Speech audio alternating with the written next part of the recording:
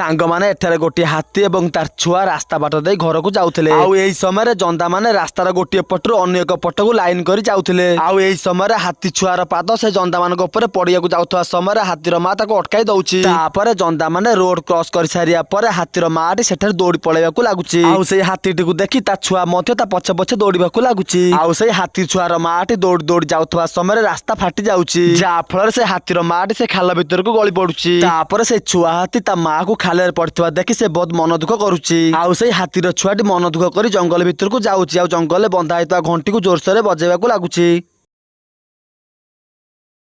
सांग माने आगकू कौन हेउची जानिबा आगरु आपण माने जदि निजर बापांग ठारू निजर मां को अधिक भल पाउथिबे वीडियो को लाइक करिया सहित चैनल को सब्सक्राइब कर दियंतु। तापर से घंटीर शब्द सुनी वन विभाग कर्मचारी माने जंगल भीतर को जाउचंती। आउ से हाथीटी बहुत बड़ गात भीतर पड़ जाइतबा देखि वन कर्मचारी माने आश्चर्य हो जाउचंती। आउ वन कर्मचारी माने गाड़ी रे तार बांधी हाथी को काढुथवा समय तार छिड़ी जाउची। तापर वन कर्मचारी क्रेन को डाकुचंती। आउ से क्रेन आसिया पर दुई जण वन कर्मचारी क्रेन सहायता रे माटी तळ को जाउचंती।